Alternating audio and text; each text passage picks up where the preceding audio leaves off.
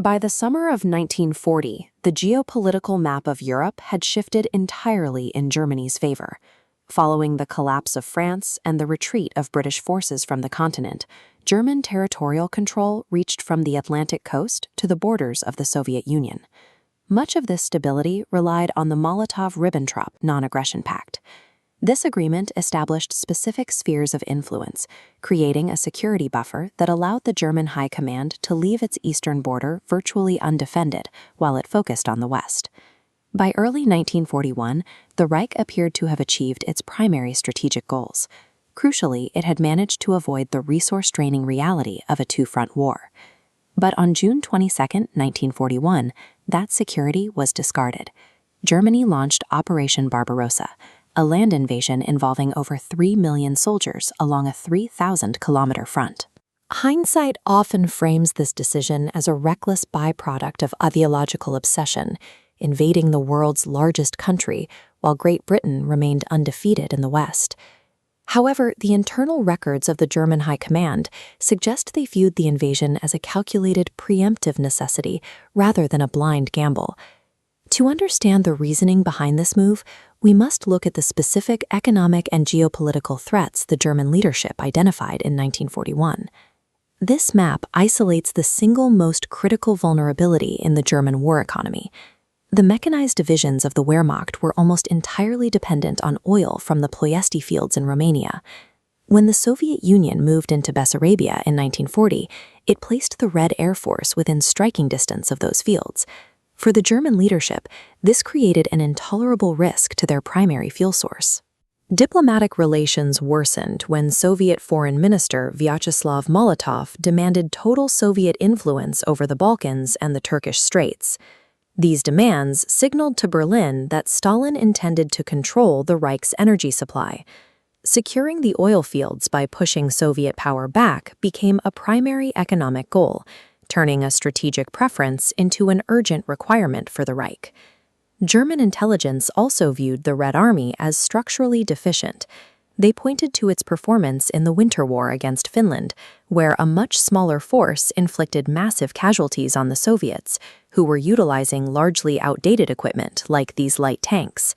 Stalin's internal purges had also decimated the officer corps, removing thousands of experienced commanders.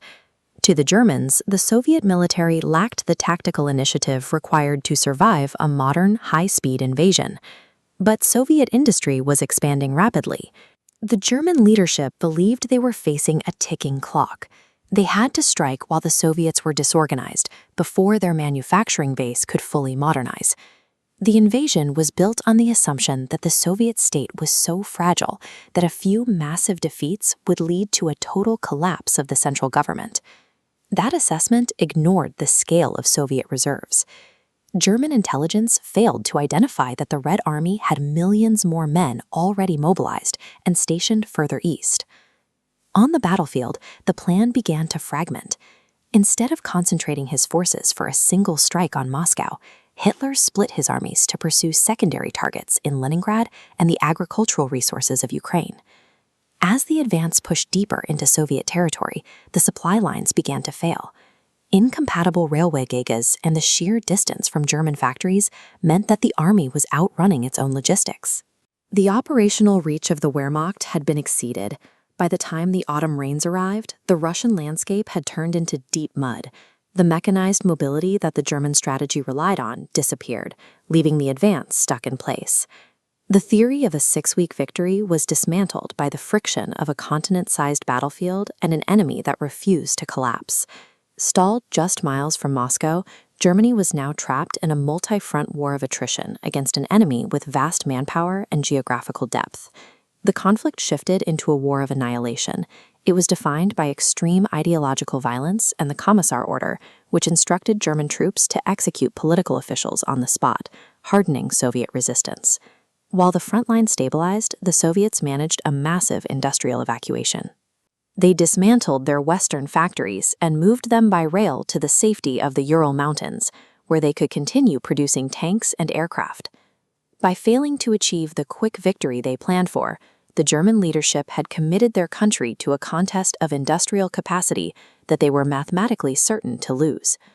The invasion forced the Red Army to rapidly reorganize and professionalize.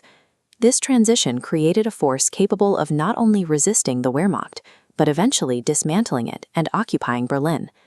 The ultimate irony of the invasion is its result. An operation intended to eliminate the Soviet Union instead paved the way for it to emerge as a global superpower for the next 40 years. Historical disasters of this scale are rarely the result of a sudden loss of sanity. They are the predictable outcomes of rigid logic applied to a scenario that the planners fundamentally misunderstood.